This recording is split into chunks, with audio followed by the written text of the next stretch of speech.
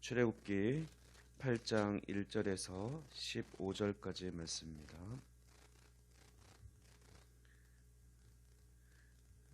출애굽기 8장 1절에서 15절까지 말씀을 제가 대표로 봉독하겠습니다. 여호와께서 모세에게 이르시되 너는 바로에게 가서 그에게 이르기를 여호와의 말씀에 내 백성을 보내라. 그들이 나를 섬길 것이니라. 내가 만일 보내기를 거절하면 내가 개구리로 너의 온 땅을 치리라.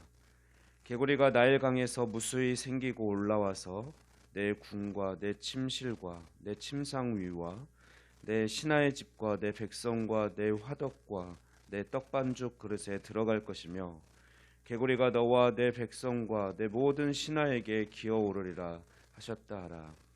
여호와께서 모세에게 이르시되 아론에게 명령하기를 내 지팡이를 잡고 내 팔을 강들과 운하들과 못 위에 펴서 개구리들이 애굽 땅에 올라오게 하라 할지니라.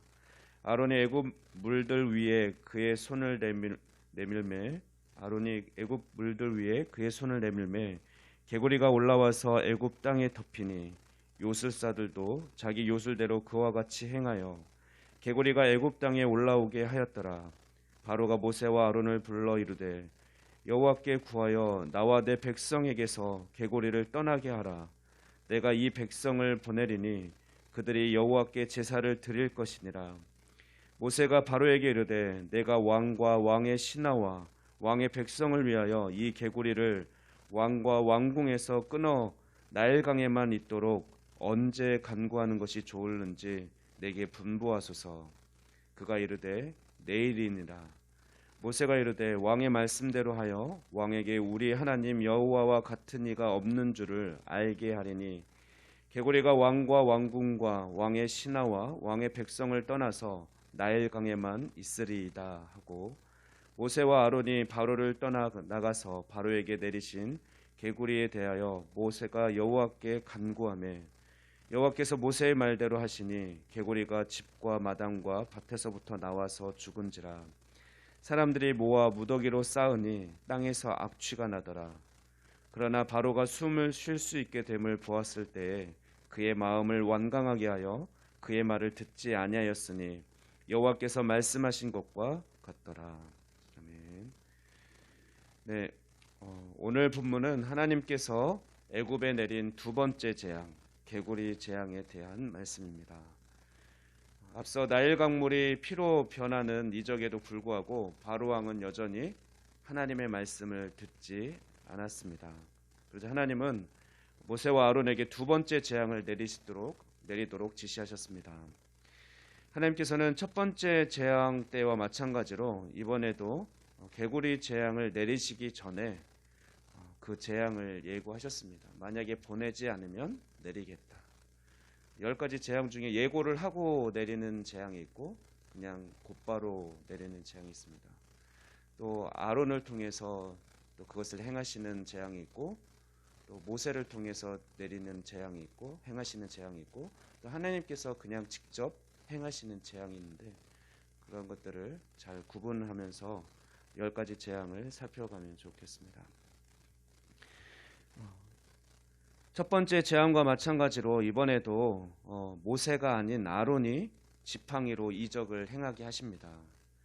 그리고 이번 기적 역시 애굽의 요술사들도 아론을 흉내내서 자신의 요술로 개구리가 나일강에서부터 올라오게 합니다.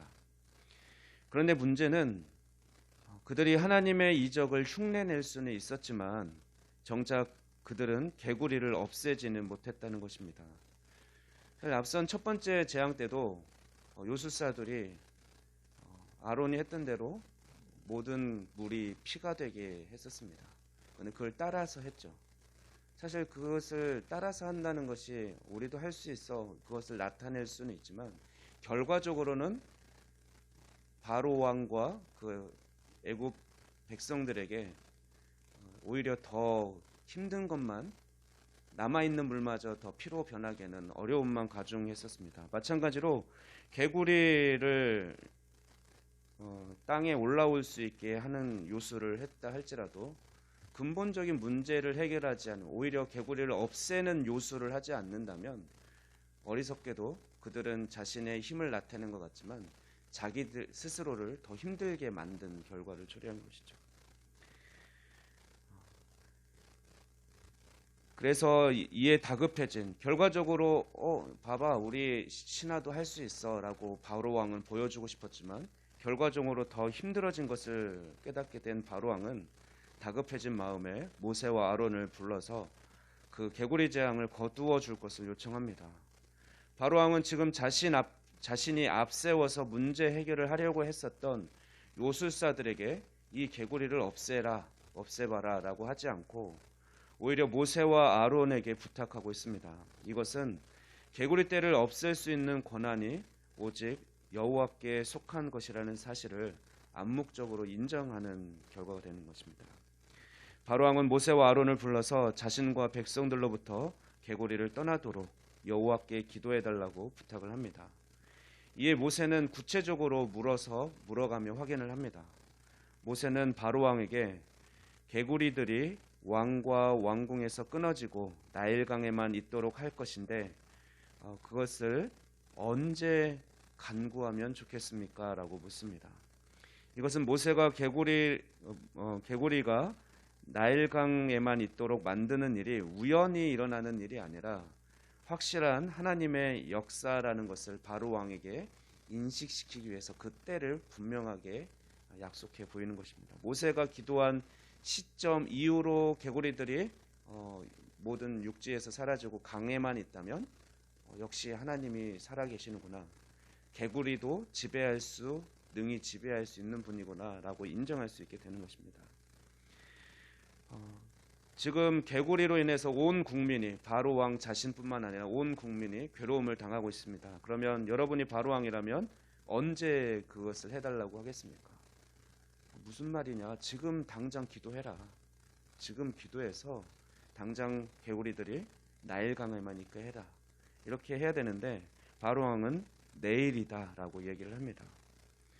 내일이라는 시간도 비교적 물론 빠른 시간이긴 하지만 어쩌면 바로 왕의 마음에는 밤사이에 개구리들이 스스로 강으로 이동할 수도 있다라고 여전히 계산하고 있었던 마음이 있었던 것 같습니다.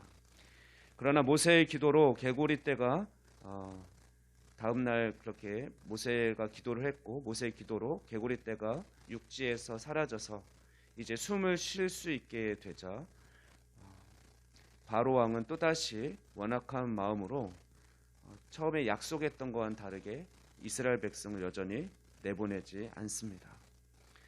약속을 지키지 않았습니다. 앞으로 8가지 재앙이 더 남아있는데 그 재앙 가운데 앞으로도 보내겠다라고 약속하고 그 약속을 지키지 않은 것이 4번은 더 있습니다. 바로 왕은 그만큼 완악한 존재였다라는 것입니다. 그렇다면 우리가 두 번째 재앙, 개구리 재앙을 우리가 살펴봤는데 왜 하나님께서는 개구리를 이용하셨을까를 마지막으로 확인해 보자 합니다. 그것은 애굽인들이 개구리를 신성시했기 때문에 그렇습니다. 애굽에는 매년 나일 강물이 범람한 후에 물이 빠지는 12월 중순경이 되면 수많은 개구리들이 홍수로 말미암아 새로이 흙이 쌓이는 그 충적토, 흙이 쌓이는 그 위로 올라왔었습니다.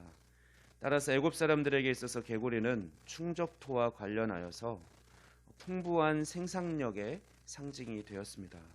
그리고 개구리는 거룩한 동물 곧 일종의 신으로 여겨져서 숭배의 대상이 그렇게 된 것입니다. 고고학적 발굴에 의하면 오늘날에도 애굽 지역에서는 개구리 신상이 새겨진 비석들이 가끔 발견된다고 합니다.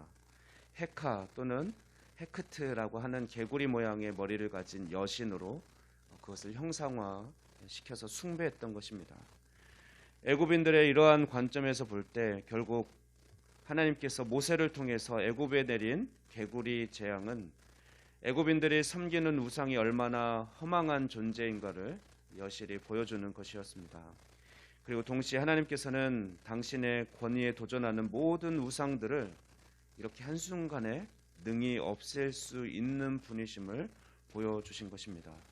아마도 애굽인들은 자신들이 신성시하던 개구리로 인해서 썩는 냄새가 나는 애굽 천지의 그 냄새가 악한 고역한 냄새가 가득한 것을 보면서 아마 진절머리가 났을 것입니다. 이처럼 세상 사람들이 만들어낸 신 우상은 헛될 뿐입니다. 그러나 어떻습니까? 우리가 믿는 하나님은 신실하신 하나님이십니다. 하나님은 우리에게 구체적으로 약속해 주실 뿐만 아니라 또한 약속하신 그것은 반드시 신실하게 이루어 주시는 하나님이십니다. 그러므로 우리 오늘도 전지전능하시며 또 신실하신 하나님께 우리의 중심을 모두 쏟아놓는 은혜의 시간이 되기를 소망합니다. 기도하겠습니다. 온 우주 만물의 창조주이시고 지금도 살아 역사를 주관하고 계신 창조주 하나님 감사합니다. 하나님의 선하신 뜻 안에서 모든 만물이 하나님을 드러내고 하나님께 영광을 돌리도록 또 구별되게 하여 주시기를 원합니다. 특별히 우리를 택한 백성으로 세상 가운데 빛으로 구별하여 주시고 우리를 통하여서도 하나님의 선하신 뜻이 이루어지기를 원하시는 하나님, 우리를 통해 영광받아 주시옵소서. 오늘도 주님 앞에 우리의 연약함을 고백하며 나아갑니다. 우리의 중심을 이미 다 아시는 주님께서 또한 우리의 소원을 들어주시고 이루어주시고 영광받아 주시옵소서.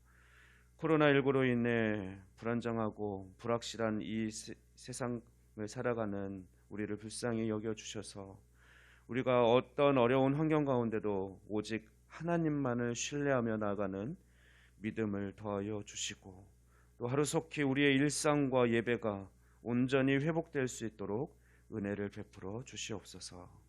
감사드리며 이 모든 말씀 우리 주 예수 그리스도의 이름으로 기도하옵나이다.